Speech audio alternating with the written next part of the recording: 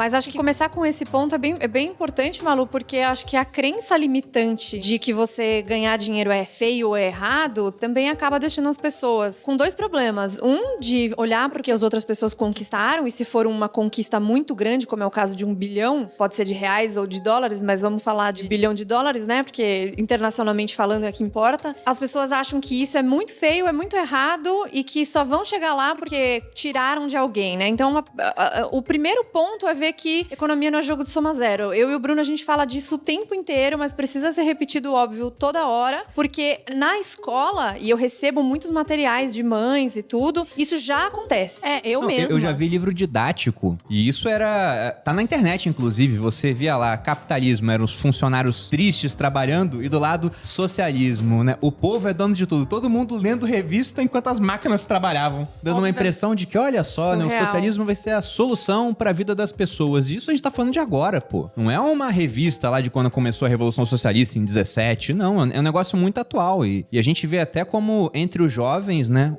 tem esse apelo do progressismo, né, tá muito em moda, tá muito em voga hoje em dia, A própria igreja, né, muitas vezes pregou isso. Também, se a gente for pegar a origem histórica, a gente vai ver várias coisas que corroboram com essa visão. Você pega aqui no Brasil, a gente tem uma visão de que ser rico é errado, porque, por exemplo, a gente é um país muito cristão, e durante boa parte da história, a igreja era contra a prática de usura. Tanto que você tinha até os judeus, né, dominando essa atividade, porque os judeus podiam emprestar dinheiro para outras pessoas que não eram judias. Entre os judeus também não podia. Já o cristão, não. Aquilo era pecado. Tem até um livro que eu gosto muito, de Shakespeare, né? Na verdade, é uma peça, que é O Mercador de Veneza. E dando um spoiler aqui para quem não conhece, né? Se quiser, pula essa parte do podcast.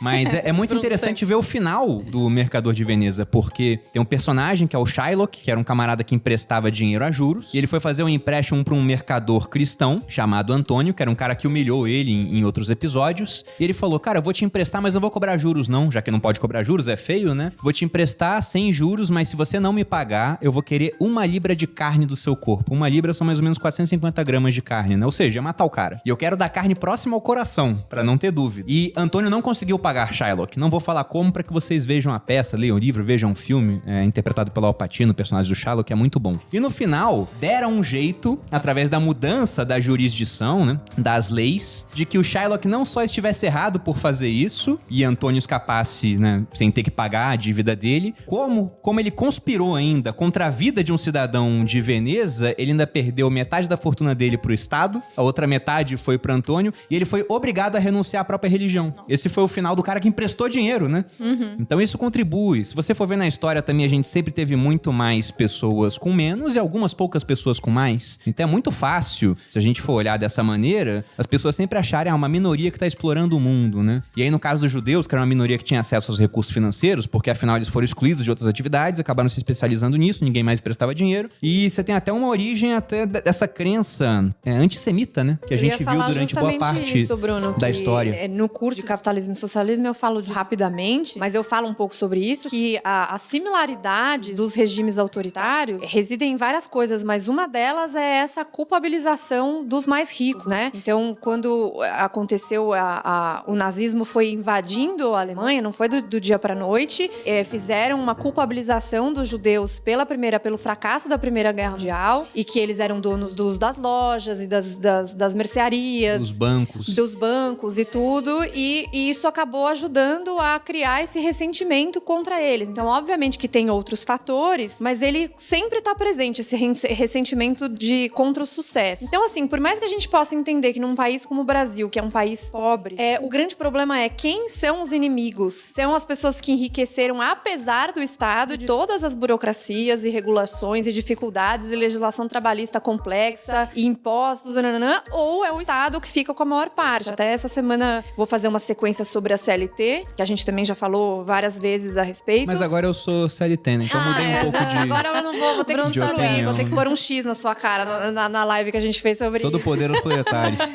E eu vou fazer sobre isso justamente porque é um dos motivos que atrasam o Brasil e que fazem com que a produtividade do brasileiro seja menor. Então se desvia o foco do real problema, que é o Estado extremamente inchado e que não permite justamente as pessoas ascenderem. E aí quando você tem bilionários de tecnologia, nos Estados Unidos principalmente, crescendo a esses níveis que estão crescendo, as pessoas ficam com ressentimento porque a gente tá no meio de uma pandemia, muita gente perdeu o emprego e etc. Mas aí você vê, por que essas pessoas cresceram? Porque eles têm bons produtos que são úteis para as pessoas, e as pessoas que perderam o emprego, empresas, etc., foram impedidas de trabalhar por quem? Eu dou um bombom para quem acertar essa resposta. Quem tem poder de fechar todo o comércio Pelo com uma Estado, canetada, obviamente. né? É o Jeff Bezos? É o Mark Zuckerberg? Eu creio que não, né? É engraçado, né? Vocês estão falando isso, e eu era uma pessoa cheia de crenças limitantes ao dinheiro, porque vim de família pobre, vim de família exatamente cristã. Acho que todo mundo ali, eles também, não é que eles fizeram isso comigo, porque, ai meu Deus do céu, alguém passou a perna neles. Não, é porque vieram desde sempre, né? Geração em geração, pensando dessa forma. Você vê até em novela da Globo, quem que é sempre o vilão, pô? É o empresário rico, malvadão. Exatamente. E aí, eu demorei muito tempo pra entender que, na verdade, quem tava criando, né, os empregos e gerando riqueza eram pessoas boas, né? E elas estavam ali fazendo isso de forma...